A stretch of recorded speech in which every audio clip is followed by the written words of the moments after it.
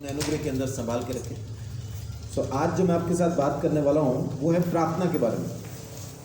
प्रार्थना जिसे क्रिश्चियन लोग उतना खास समझते नहीं, टाइम के हिसाब से करते हैं। अगर टाइम है तो करेंगे, नहीं है तो बड़ा मुश्किल होता है उनके लिए प्रार्थना करना। प्रार्थना परमेश्वर की तरफ से दिया गया एक ऐसा साधन है, एक ऐसा ताकतवर हथियार है जो जिंदगियों को बदल के रख सकता है, जिंदगियों को बदल देता है। प्रार्थना एक ऐसा हथियार है। एलिया ने जब देखा कि लोग परमेश्वर को नहीं पूज रहे, परमेश्वर के साथ नहीं चल रहे, एलिया ने परमेश्वर के सामने प्रार्थना की, उसने दुआ मांगी। उसने उस परमेश्वर को कहा, प्रभु ये लोग तेरी आवाज नहीं सुनते, ये लोग तेरी बात नहीं सुनते,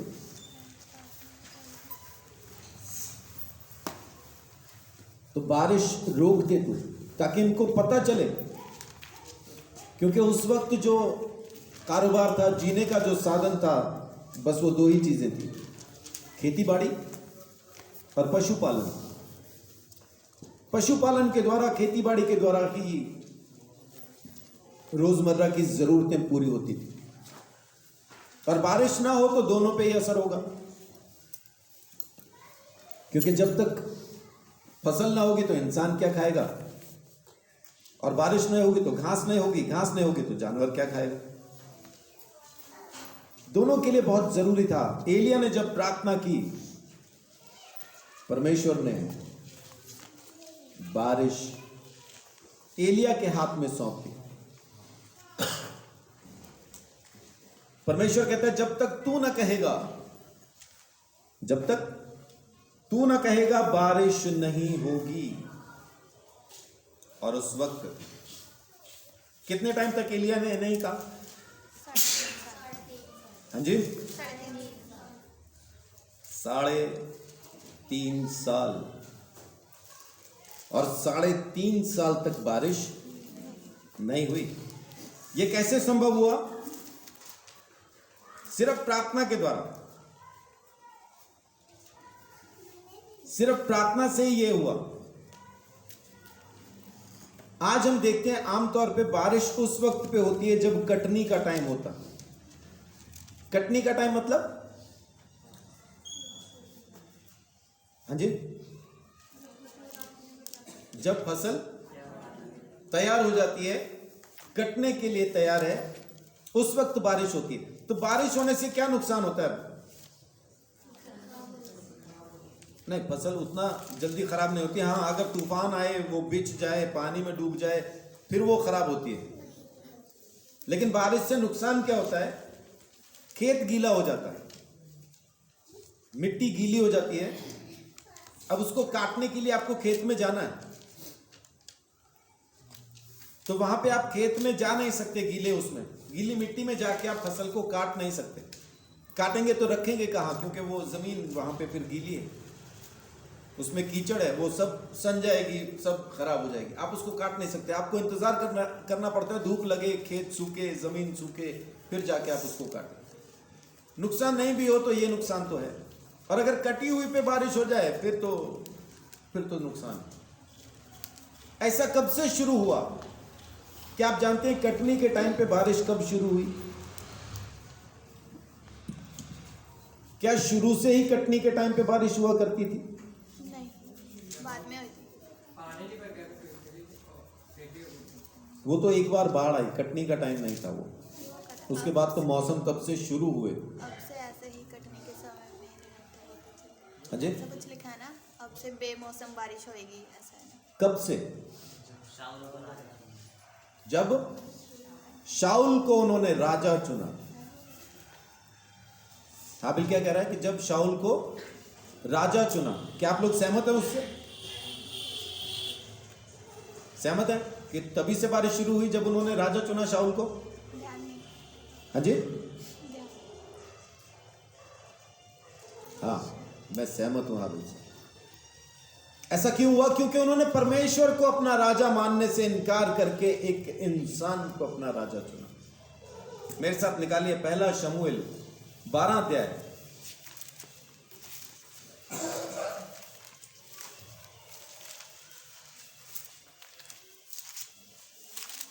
उसकी 17 आयत से पढ़िए, 17 और 18 पढ़िए।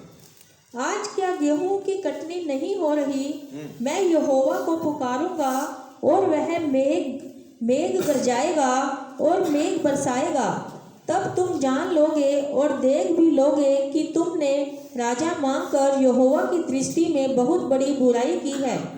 तब शामूल ने यहोवा को पुकार कर और यहोवा ने उसी दिन मेघ गरजाया और मेघ बरसाया और सब लोग यहोवा से और शामूल से अत्यंत डर गए। जी, ये पहला समय है जब कटनी के वक्त में बारिश हुई। कब हुई? जब शमूएल ने प्रार्थना की कि प्रभु इन्होंने तेरे को राजा होने से इनकार कर दिया है, सेनाओं के यहोवा अब ये नहीं चाहते कि तू इनका राजा रहे, इन्होंने इंसान को राजा चुना है, तो आज बारिश कर। देखें ये इंसानी राजा इस बारिश को रोक सकता है क्या? इंसानी राजा उस बारिश को रोक ना पाया। लोग डर गए, यहोवा से भी और शमूएल से भी।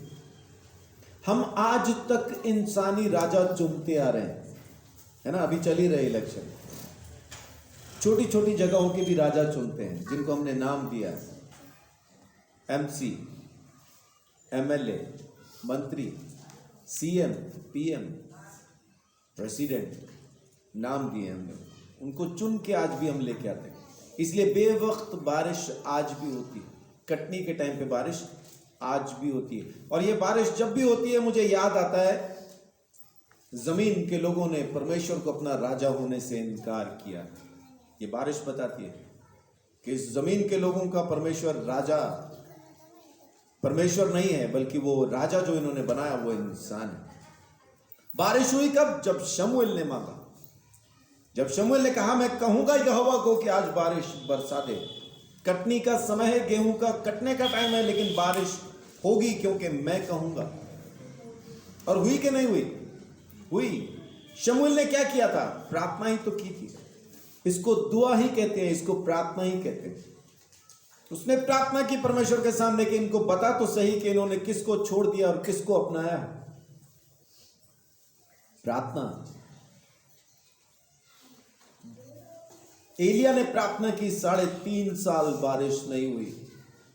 और जब शमूएल ने प्रार्थना की, बेमौसम बरसात हो गई। जब बारिश का सीजन भी नहीं, बादल भी नहीं आते, कुछ नहीं आता, उस वक्त उसने प्रार्थना की और बारिश हो गई।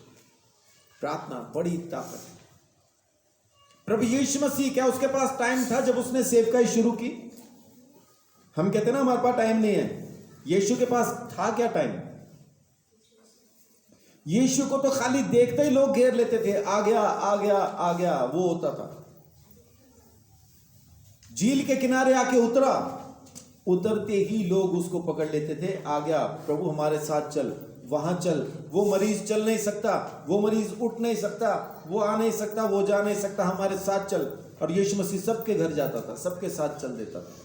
वो एक जगह बैठ के ये नहीं कहता था नहीं नहीं जैसा भी करके ले आओ, मैं तो यहीं बैठा हूं, थक के आया हूं, नहीं कहता था। मैंने तो अभी तक खाना भी नहीं खाया, मेरे को मैं उतरा हूं, पानी नहीं पूछ रहे, पहले लेके जा रहे बीमार के पास, नहीं कहता था। जहां ले जाते थे चल देता था। तो क्या यीशु के पास टाइम था? यीशु के पास भी ऐसा देखे तो बिल्कुल टाइम नहीं था प्रार्थना के लिए। लेकिन वो क्या किया करता था? देखिए लूका 5 अध्याय उसकी 16 आयत पढ़े।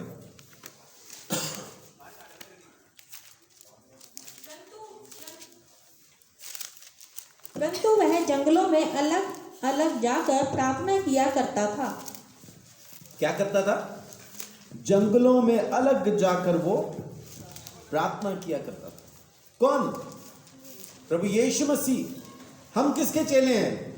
प्रभु यीशु मसीह के। हमको भी क्या करना है?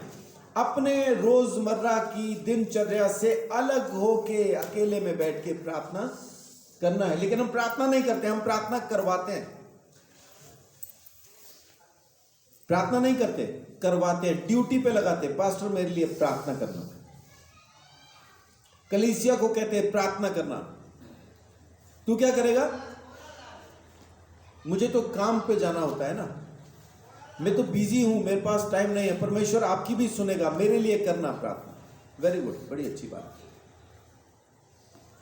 अच्छा है कि हम दूसरों के लिए प्रार्थना करें, लेकिन हमें खुद प्रार्थना में बैठना, परमेश्वर चाहता है कि हम प्रार्थना करें, क्योंकि प्रार्थना वो ताकत है, वो सामर्थ्य परमेश्वर की ओर से दी गई, जिसके बारे में आज तक पूरा चर्च, जमीन के ऊपर जितने भी लोग अपने आप को यीशु मसीह के गवाह कहते हैं, सारे लोग उस ताकत को समझ नहीं पाए।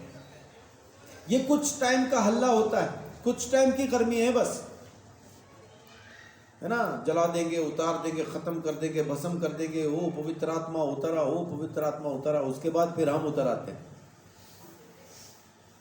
उसके बाद फिर हम छोड़ देते प्रार्थना करना, है ना।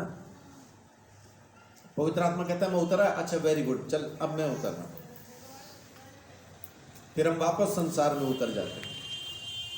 अब पवित्र आत्मा क्या करे, फिर दोबारा इंतजार, कब बैठेगा प्रार्थना में। हमें परमेश्वर से सब कुछ चाहिए तो, लेकिन उसकी बातों को भी मान नहीं पाते हैं, छोटी छोटी बातें। परमेश्वर ने हमको खुद निमंत्रण दिया है, परमेश्वर चाहता है कि हम प्रार्थना करें, लगातार प्रार्थना करें। लूका 18 अध्याय उसकी पहली आयत में यीशु मसीह कहते हैं नित्य प्रार्थना करना नहीं छोड़ना, नित्य प्रार्थना करने में, हर रोज प्रार्थना करने में हिम्मत नहीं छोड़ना, हियाव नहीं छोड़ना, रोज प्रार्थना करना। और वहां पे वो एक दृष्टांत भी बताता है, एक उदाहरण भी देता है,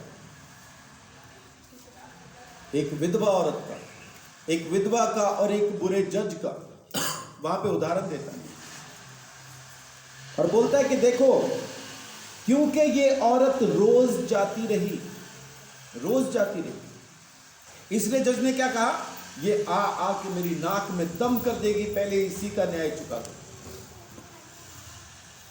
तो यीशु कहता है देखो, एक बुरे जज ने, एक दुष्ट न्यायी ने क्या कहा, तो क्या स्वर्गीय पिता जो रोज दिन रात उसकी दुहाई दिया करते हैं, उनकी प्रार्थना न सुनेगा। मैं बहुत छोटा हुआ करता था, मेरे नाना किसी को कह रहे थे कि बेशक खून हो जाए, बेशक तेरे हाथ से खून हो जाए, लेकिन तारीख पे जाना नहीं छोड़ना। जब भी तेरी तारीख आए, कचहरी में जरूर जाना, क्योंकि तू हर बार आएगा, इस बात को देख के जज तेरे हक में फैसला दे देगा। मैंने अपने नाना की बात को गांठ बांध लिया, हालांकि तब तक मैं कुछ नहीं करता था, कंचे ही खेल रहा था, बच्चा ही था, मैं पास बैठा कंचे ही खेल रहा था, लेकिन ध्यान मेरा उधर ही था। मेरी जो दोस्ती रही है मेरे से उम्र में, जो कम से कम 5 साल 7 साल 10 साल 15 साल बड़े रहे, उन्हीं से रही है। अपने बराबर के लोगों में मेरी बनती नहीं, क्योंकि मुझे उनकी बातें ना बच्चों वाली लगती हैं, बच्चे हैं, बचकाना हरकतें लगती हैं। जो मेरी उम्र के, जो मुझसे बड़े हुआ करते थे, उन्हीं में बैठा करता था। शायद आज इसी वजह से मेरे विचार थोड़ा जमाने से अलग है। मैंने अपने नाना की उस बात को अपने जहन के अंदर पक्का बना के रखा, और जब मेरे ऊपर केस पड़े, 2 केस मुझ पे पड़े, लेकिन मैं हर तारीख पे गया।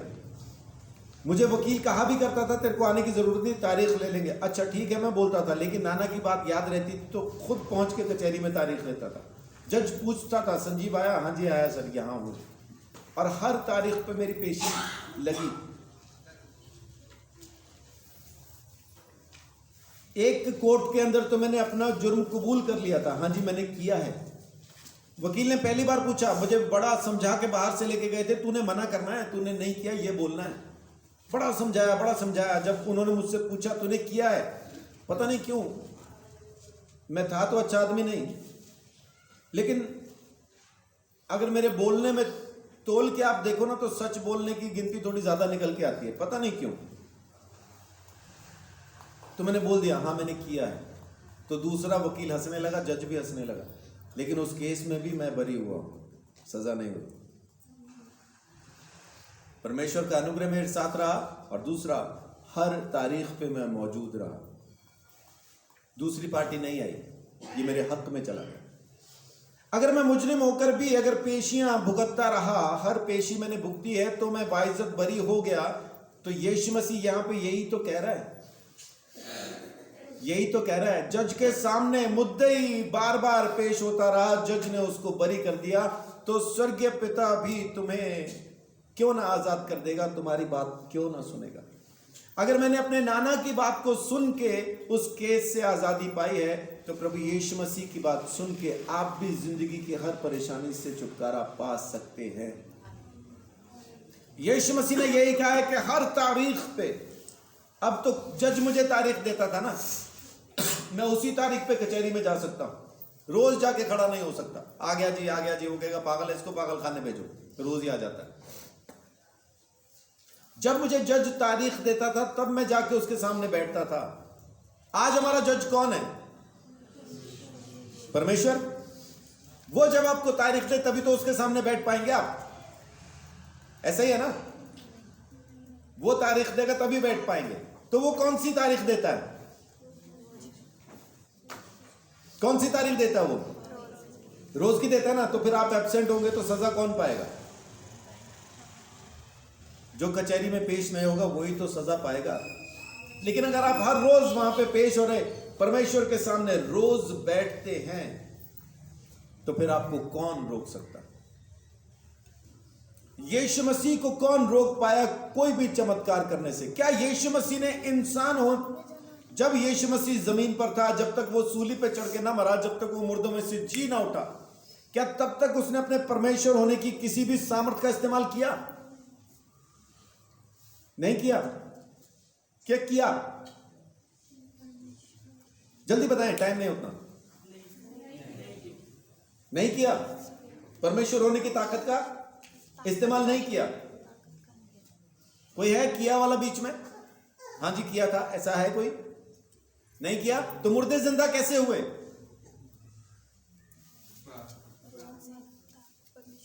अंधों को आंखें कैसे मिली? पानी पे चला कैसे? क्या बोला? कुछ नहीं बोला उसने, पानी पे चल दिया वो तो। पतरस को कहा था आ जा, पतरस को बोला था पानी पे आ, पतरस चला पानी पे। तो यीशु मसीह पानी पे कैसे चला? फिर सवाल पूछता हूं, जब तक यीशु मसीह सूली पे चढ़ के नहीं मरा, मुर्दों में से जी नहीं उठा, क्या उसने परमेश्वर होने की ताकत का, सामर्थ का इस्तेमाल किया या नहीं किया?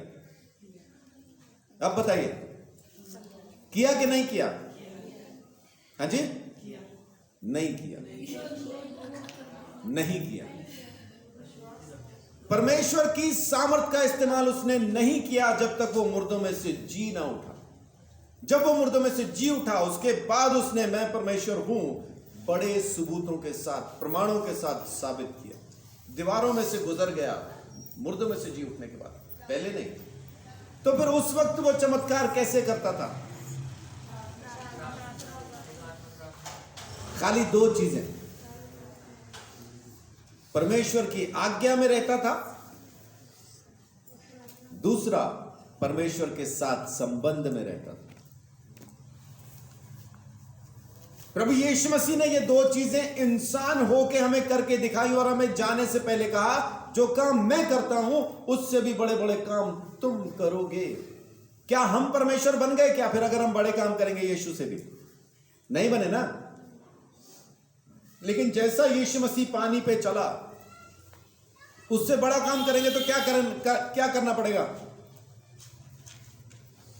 यीशु पानी पे चला, उससे बड़ा काम है कि हम हवाओं पे चलेंगे। आमीन। यीशु मसीह ने मुर्दे को कहा कि उठ जा, उससे बड़ा काम क्या है कि हम मुर्दे के पास से गुजरे और वो उठ के बैठ जाए।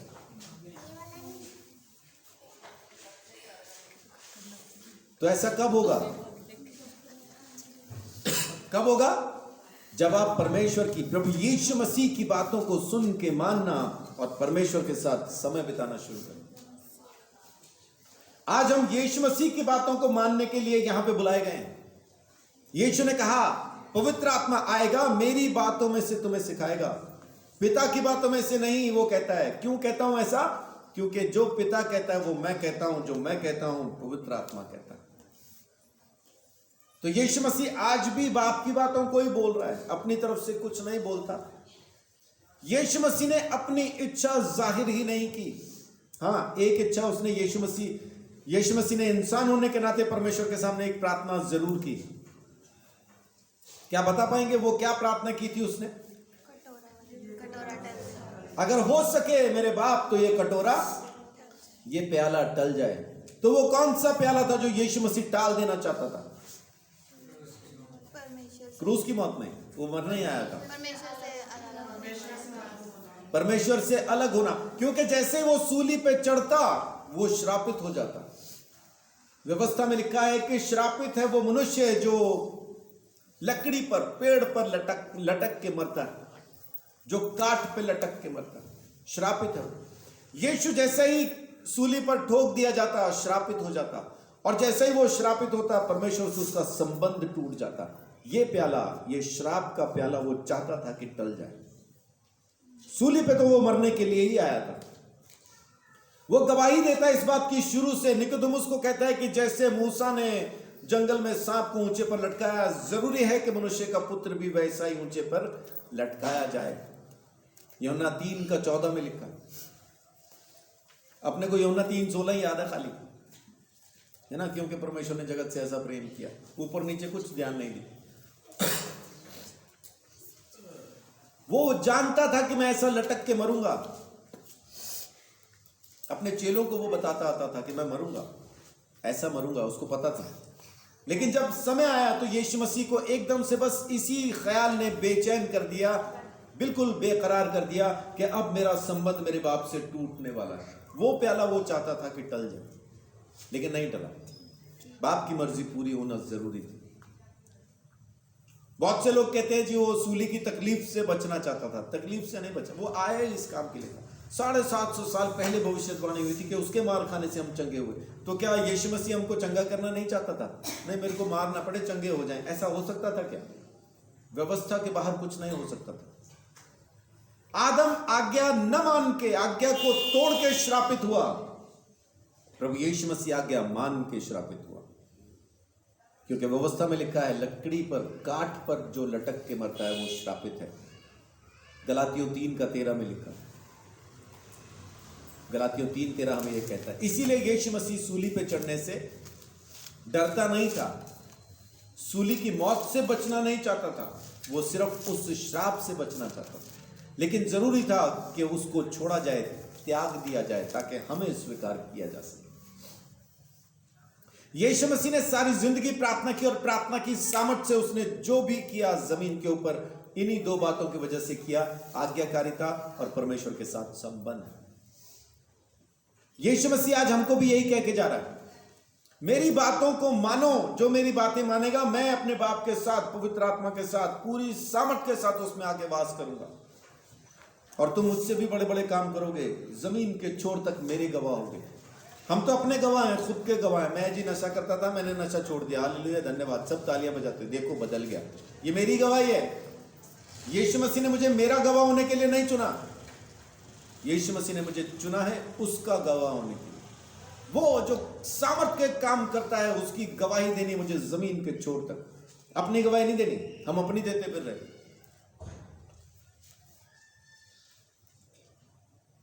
वो जिसमें दुष्ट आत्माएं थी, सेना थी, वो कहता मैं तेरे पीछे चलना चाहता हूं। यीशु ने कहा जा जाके अपने लोगों को बता परमेश्वर ने तेरे लिए क्या अद्भुत काम किया, है ना। उसकी गवाही देनी, अपनी नहीं देनी। मैं पागल था जी, मैं ठीक हो गया, वो ये कौन सी गवाही?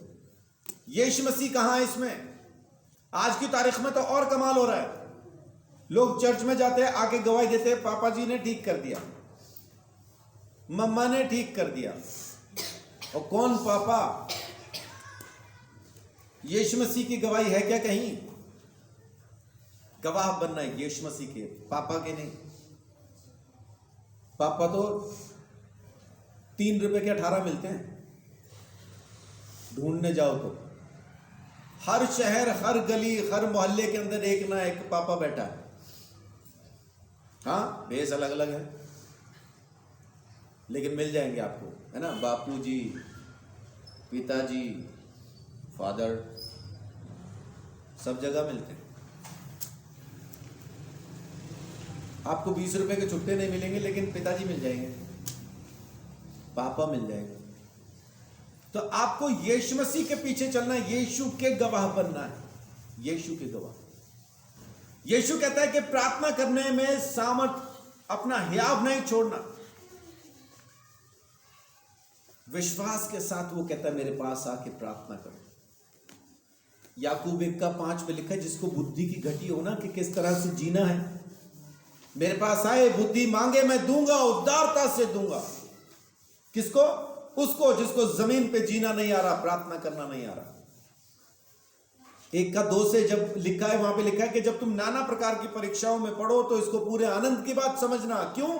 क्योंकि तुम्हारे ऊपर जो परीक्षा आती है उससे तुम्हारा विश्वास परखा जाता है, और विश्वास के परखे जाने से धीरज उत्पन्न होता है। धीरज को उसको पूरा काम करने दो, तब तुम पूरे और सिद्ध हो जाओगे, तुम में किसी चीज की कमी नहीं रहेगी। लेकिन अगर ये बात समझ में नहीं आ रही तो परमेश्वर कहता है आओ मुझसे बुद्धि मांगो, मैं तुम्हें बुद्धि दूंगा।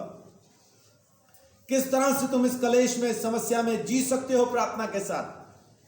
लेकिन उसकी 7वीं आयत में लिखा है कि लेकिन दो चिता जो है, जो संदेह करता है, मांगने में जिसको शक है, वो ये ना समझे कि प्रभु से उसको कुछ मिलेगा। उसको कुछ नहीं मिलेगा। याकूब 1:7 में ये बात लिखी है, जहां तक मेरी याददाश्त है। ऐसा मनुष्य यह न समझे कि मुझे प्रभु से कुछ मिलेगा। हाँ जी। वह व्यक्ति दुचित्ता है और अपनी सारी बातों में चंचल है। हाँ, दुचित्ता कौन है? जिसको परमेश्वर की बात पे विश्वास भी है, शक भी है, दोनों साथ साथ। कैसे? विश्वास है कि वो करेगा इसलिए प्रार्थना करी, और शक है, प्रार्थना के बाद भी बैठा रो रहा है, बड़ा बहुत बुरे हाल है जी, ये शक है, इसीलिए तो रो रहा है। अगर हो गया होता तो फिर तो आनंद करता, खुश होता, लेकिन शक भी है उसको साथ साथ। लेकिन परमेश्वर बुला रहा है कि आओ मेरे पास, मैं तुम्हें बुद्धि दूंगा, विश्वास दूंगा। विश्वास करने की बुद्धि मैं तुम्हें दूंगा। मांगो विश्वास के साथ, मेरे पास आओ। और फिर वो कहते हैं धन्यवाद दो, धन्यवाद के साथ मेरे पास आओ। फिलिपियों 4:6, फिलिपियों 4:6। किसी भी बात की चिंता मत करो, परंतु हर एक बात में तुम्हारा निवेदन प्रार्थना और विनती के द्वारा धन्यवाद के साथ परमेश्वर के सम्मुख उपस्थित किए जाएं। हाँ, परमेश्वर हमको कह रहे हैं कि धन्यवाद के साथ आओ, धन्यवाद के साथ मेरे पास आओ। मत्ती 6:6, मेरे पास आओ, मैं तुम्हें आशीष देना चाहता हूँ, बरकत देना चाहता हूँ, तुम्हें संभाल लेना चाहता हूँ, लेकिन आओ तो मेरे पास विश्वास के साथ रोज आओ, हर रोज आओ, मेरे पास आओ। 6:10 देखिए क्या कहता है।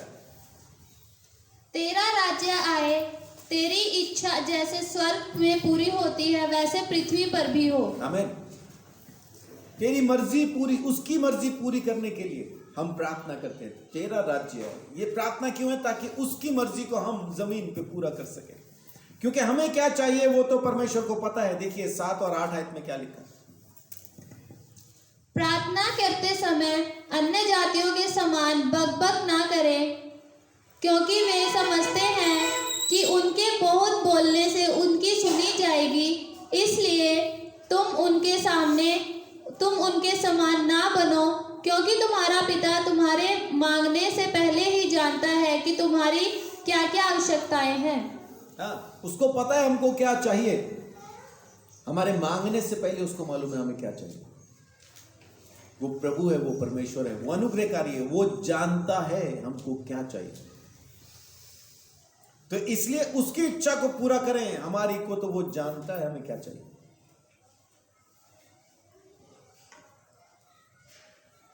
याकूब 5:16, वहां पे लिखा है धर्मी जन की प्रार्थना के प्रभाव से। अगर आप इसको असल ट्रांसलेशन में पढ़ें तो वहां पे आपको मिलता है कि ये काम करता है। प्रभाव यानी ये इफेक्टिव है। उसको इफेक्ट को यहां पे प्रभाव ट्रांसलेट किया। दवाई देते हैं ना कभी किसी को, ये इफेक्टिव है ऐसा बोल के देते हैं, तो उसका मतलब क्या होता है? इस बीमारी के लिए ये वाली दवा इफेक्टिव है, मतलब काम करती है, प्रभावशाली है उस बीमारी के ऊपर। उस शब्द को यहां पे प्रभाव ट्रांसलेट किया गया है कि धर्मी जन की प्रार्थना के प्रभाव से। इसका मतलब है कि प्रार्थना काम करती है, प्रार्थना काम करती है अगर हम उसको करने दें तो। रोजमर्रा की जिंदगी में हम प्रार्थना नहीं कर रहे, लेकिन हमको चाहिए तो परमेश्वर से बहुत कुछ चाहिए, प्रार्थना तो नहीं कर रहे। बिना प्रार्थना किए आपका गुजारा होगा नहीं। आपको प्रार्थना चाहिए, परमेश्वर के सामने आपको बैठना जरूरी है। परमेश्वर का अनुग्रह अगर आप चाहते हैं कि आपकी जिंदगी में आए तो बहुत जरूरी है कि आप रोज प्रार्थना करें, हर रोज प्रार्थना करें। जब तक आप रोज प्रार्थना ना करेंगे समस्या बनी रहेगी। इस ताकत को लोग समझ नहीं पाते। ये इतनी सामर्थी प्रार्थना है, वचन में लिखा है। यीशु मसीह देखिए मत्ती 18 अध्याय,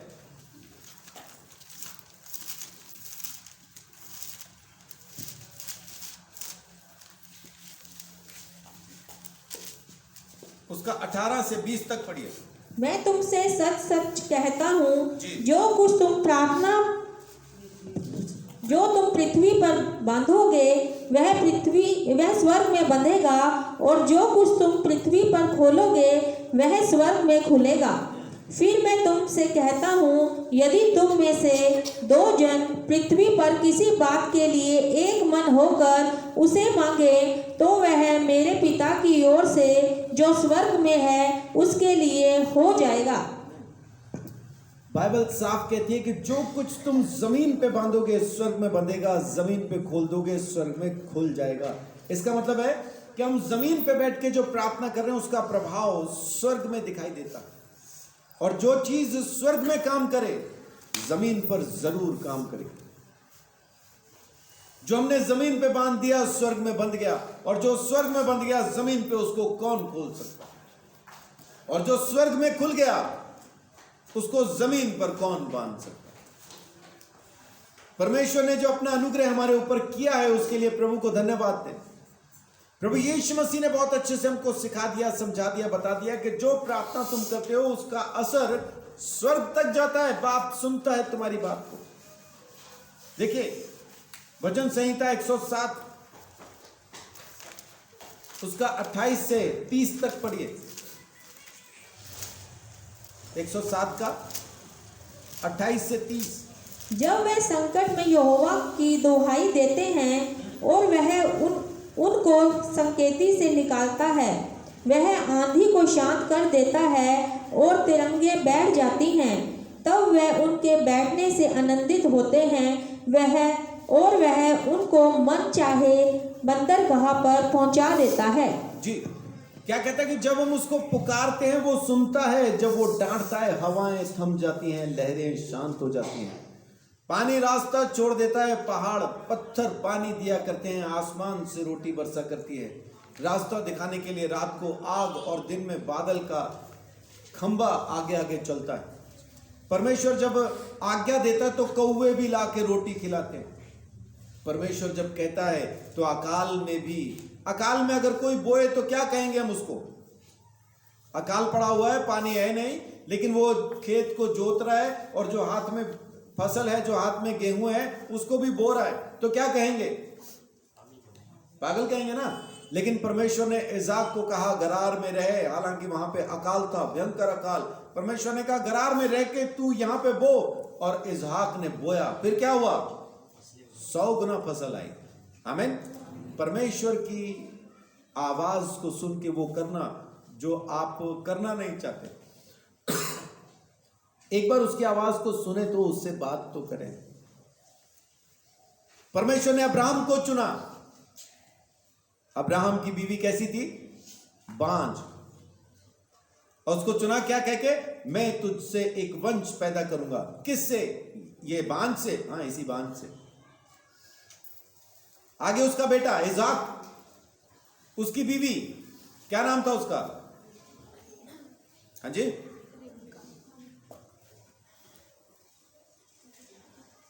रिबका। वो कैसी थी? बांझ। इसाक ने प्रार्थना की, परमेश्वर ने उसकी कोख को खोल दिया। आगे याकूब ने अपने लिए एक लड़की पसंद की। क्या नाम था? राहेल। वो कैसी थी? बांझ। परमेश्वर ने अनुग्रह किया, उसके यहां पे 2 बेटे पैदा हुए। यानी जब आप प्रार्थना करते हैं तो परमेश्वर उस सामर्थ को आपके ऊपर प्रकट करता है। दानियल नबी ने प्रार्थना की 10वें अध्याय में। जब आप पढ़ो दानियल नबी की किताब को तो 10वें अध्याय में लिखा है कि दानियल ने अर्थ समझने के लिए प्रार्थना की और परमेश्वर का स्वर्गदूत स्वर्ग से उसका जवाब लेके आया। रास्ते में शैतान ने रोक लिया। 21 दिन तक लगातार दानियल प्रार्थना करता रहा, लेकिन उसने आके क्या कहा, जिस दिन तूने पहले दिन कहा था सुन तो उसी दिन ली थी मेरे भाई, बस मुझे यहां तक आने में थोड़ी देर लगी। हम कहते हैं परमेश्वर सुन नहीं रहा, वो सुन चुका। जैसे आपने कहा उसने सुन ली। इसलिए कहा अन्य जातियों के समान बक बक नहीं करना। वो एक ही बार में सुन लेता है, लेकिन जवाब उसको देता है जो परमेश्वर की इच्छा के मुताबिक, जो धर्मी मन से परमेश्वर के सामने प्रार्थना करता है। याकूब 5:16 में लिखा है, धर्मी जन की प्रार्थना से, धर्मी जन की प्रार्थना से। जब तक आप मन ना फिराएं, परमेश्वर के पास लौट के ना आए, तब तक आप धर्मी जन गिने नहीं जाते। अपनी तमाम बुराइयों में से निकल के आओ, परमेश्वर के पास बैठो, उस पवित्रता में, उस अनुग्रह के अंदर जो परमेश्वर चाहता है कि आप पे हो। उस टाइम पे बैठ के जब आप प्रार्थना करते हैं, परमेश्वर आपकी सुनता है, अच्छी भी सुनता है, बुरी भी सुनता है। दाऊद ने पता नहीं कैसी कैसी प्रार्थनाएं की है ना, मेरे दुश्मनों के दांत तोड़ डाल कहता है, फट्टे चक देने के, है ना, और हो जाता था वैसा, और वैसा होता था। आज की तारीख में परमेश्वर ने उस चैप्टर को बंद कर दिया और बोला प्रेम करो, प्रेम करो। सबसे इंपॉर्टेंट क्या है, प्रेम या पवित्रता?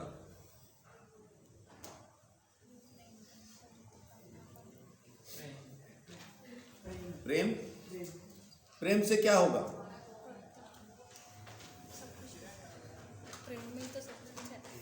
क्या होगा प्रेम से? अगर प्रेम है तो क्या आप चोरी कर पाएंगे? जिससे आपको प्रेम है उसकी चोरी कर सकते हैं? जिससे आपको प्रेम है उसकी चुगली बाहर करेंगे, उसकी बुराइयां बताएंगे लोगों को जाके? जिससे प्रेम है, क्या मन में दुश्मनी रखेंगे कि मौका मिलेगा तो जान से मार देंगे? अगर प्रेम है तो आप किसी दूसरे के खिलाफ कुछ भी नहीं कर पाएंगे, ना चुगली, ना चोरी, ना जलन, कुछ नहीं कर पाएंगे। तो वो जो जिंदगी होगी बिना जलन के, बिना चोरी के, बिना किसी भी बातचीत के, वो जिंदगी कैसी होगी? पवित्र। तो प्रेम आपको क्या करेगा? प्रेम आपको पवित्र करेगा। करने दीजिए, हम करने ही तो नहीं देते। हम अपना हिसाब बताना शुरू कर देते हैं, नहीं मैं तो करूं, वो ना करे क्या? इसका मतलब है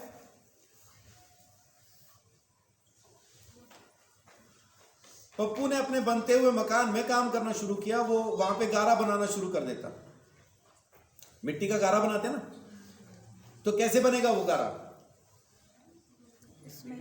मिट्टी डालेंगे चारों तरफ, एक वो उसका बांध सा बनाएंगे, पानी डाल के फिर पांव से उस मिट्टी को नरम करेंगे। अब क्योंकि सारा दिन पप्पू उस कीचड़ में रहता है, इसलिए मैं भी नहीं नहाऊंगा। नहीं मैं तो नहा लूं, और पप्पू उसके तो पांव गंदे ही है ना, तो फिर मैं कैसे अपने पांव साफ कर लूं? हम यही कह रहे हैं, मैं तो प्रेम कर लूं, लेकिन पप्पू भाई तू नहा, वो अपने आप नहा लेगा जब उसका टाइम लगेगा। तू तो अपने आप को साफ कर। लेकिन ना मैं तो वही देखता रहता हूँ, पप्पू तो गंदा है, फिर मेरे साफ होने से क्या फायदा? वो तो फिर दोबारा गंदा होगा। मैं तो देखो, मैं सुबह ही नहाया, रात को फिर नहाया, पप्पू फिर गारे में घुस गया। अब बताओ मैं कब तक नहाता रहूं? वो भाई तू अपनी सफाई रख, वो अपनी रखेगा। हम यही कह रहे हैं, मैं कब तक प्रेम करूं? सामने वाला तो नहीं करता। सामने वाला अपनी जाने, तू अपना देख। तुझे नहाना है, तुझे साफ होना है, तुझे पवित्र होना है। परमेश्वर के सामने खड़े होकर स्वर्गदूत प्रेम प्रेम प्रेम ऐसा ही कह रहे हैं ना? क्या कह रहे हैं? तो इसका मतलब क्या हुआ? इसका मतलब है कि अगर परमेश्वर की उपस्थिति में रहना है तो पवित्र पवित्र पवित्र होना बहुत जरूरी है। ये नकली प्रेम से कुछ नहीं होता, ये ढोंग कुछ नहीं करेगा। असल प्रेम आपको पवित्र कर देता है, परमेश्वर की उपस्थिति में पहुंचने का मौका देता है। और ये कब होगा? जब आप यीशु मसीह की बातों को मानेंगे और यीशु मसीह के साथ समय बिताएंगे। जब तक ये नहीं होगा तब तक सब ढोंग है, ढकोसला है। परमेश्वर को पता है, वो जानता है, इसलिए कहता है कपटियों के जैसा बकबक नहीं करना। मेरे सामने आए तो बोल मत, सुनने के लिए आ। मैं क्या कहता हूं वो सुन। जब तक उसकी नहीं सुनेंगे तब तक पवित्रता अंदर नहीं आएगी, तब तक वचन अंदर नहीं आएगा, तब तक प्रेम अंदर नहीं आएगा।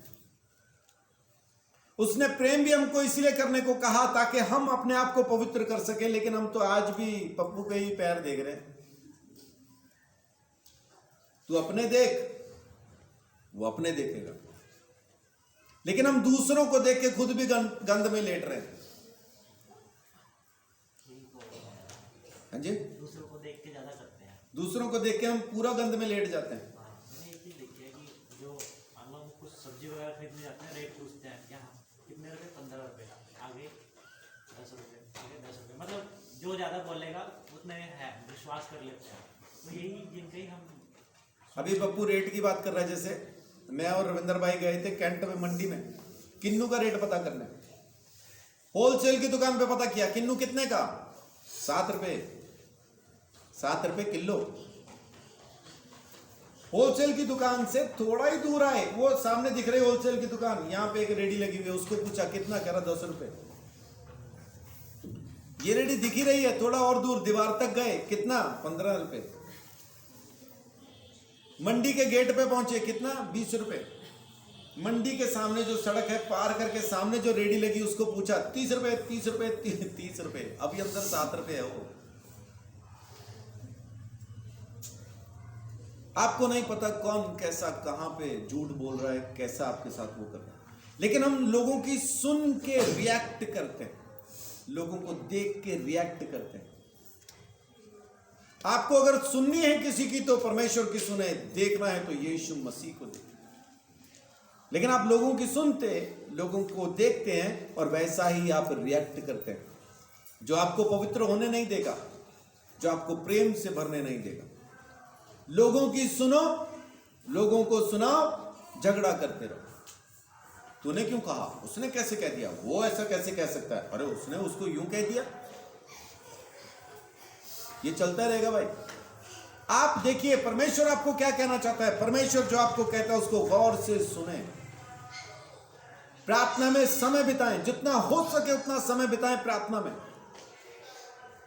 परमेश्वर के वचन को अपने अंदर आने दीजिए, खा जाइए, पी जाइए, हजम कर जाइए। परमेश्वर आपकी जिंदगी में काम करना चाहता है। परमेश्वर आपको अपने अनुग्रह से भर देना चाहता है। कब? जब आप प्रार्थना में बढ़ना शुरू करें। यह प्रार्थना की ताकत प्रभु यीशु मसीह ने हमारे सामने प्रकट करके दिखाई। देखो मैं भी तुम्हारे जैसा मनुष्य हूं।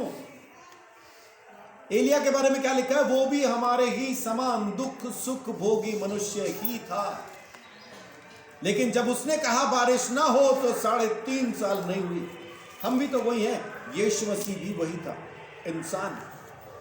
कब तक? जब तक वो मुर्दों में से जी ना उठा। मुर्दों में से जी उठने के बाद वो परमेश्वर की संतान था, पहलौठा था, पहला था, सबसे बड़ा बेटा परमेश्वर का। उसके बाद फिर मेरे जैसे छोटे भाई बहुत सारे, वो पहलौठा। यीशु मसीह ने भी हमको यह साबित करके बताया कि मैं इंसान ही हूं, लेकिन देखो जब मैं प्रार्थना करता हूं तो ताकत क्या सामर्थ काम करती है, तुम्हारी जिंदगी में भी करेगी। उसने कहा अगर तुम परमेश्वर की बातों को मानो, मेरी बातों को मानो और प्रार्थना करो। परीक्षा में नहीं पढ़ोगे, यीशु ने कहा प्रार्थना करोगे तो परीक्षा में नहीं पढ़ोगे, लेकिन हम पढ़े रहते परीक्षा में। परीक्षा में पढ़ने के बाद हम प्रार्थना करते हैं। यीशु ने ये नहीं कहा परीक्षा में पढ़ने के बाद प्रार्थना करना। यीशु ने कहा प्रार्थना करो ताकि तुम परीक्षा में ना पढ़ो। यही कहता है। यीशु की बात बदली नहीं है, आज भी यही कह रहा है, प्रार्थना करो ताकि परीक्षा में ना पढ़ो। लेकिन अपनी जबान को ना काट के फेंक दो, सच बोलता हूं। ये लुतरी आपको परमेश्वर के पास पहुंचने नहीं देती। बाइबल कहती है जो गाल बजाता फिरता है, जो लुतरा कहलाता है, अपने लिए कष्ट पैदा करता है। तो ये गाल बजाना, ये जबान चलाना छोड़ दीजिए, परमेश्वर को पसंद नहीं, परमेश्वर को पसंद नहीं। इधर गई तो कैंची, उधर गई तो कैंची, जहां गई तो कैंची के जैसा चलती है। एक दिन बढ़िया वाला ब्लेड लो, काट डालो, वो आ जाएगा, ये चलेगा, लेकिन जो आप बोल रहे हैं ना वो नहीं चलेगा, वो नहीं चलेगा। सच बोलता हूं, अगर इस जबान का इस्तेमाल करना है तो परमेश्वर की महिमा के लिए कीजिए, क्योंकि उसने इसीलिए दी है आपको। इस जबान से उसकी महिमा कीजिए, उसकी प्रशंसा तारीफ कीजिए, उसके सामने प्रार्थना कीजिए, प्रभु आपकी जिंदगी में काम करेगा। आमीन। सो बस आखिर में यही कहना चाहता हूं, दुआ कीजिए, क्योंकि यीशु मसीह ने भी की है। और हमारा जो महायाजक है, इब्रानियों 4 अध्याय उसकी 14 से जब आप पढ़ेंगे तो वहां लिखा है हमारा महायाजक कोई आम महायाजक नहीं है, प्रभु यीशु मसीह है, और वो हमारी हर एक तकलीफ को जानता है। क्योंकि जिन परीक्षाओं से, जिन समस्याओं से, जिन चीजों से आज हम गुजर रहे हैं, यीशु मसीह पहले गुजर चुका है। आमीन। प्रभु आप सबको बहुत आशीष, बड़ी बरकत दे। जय श्री कृष्ण।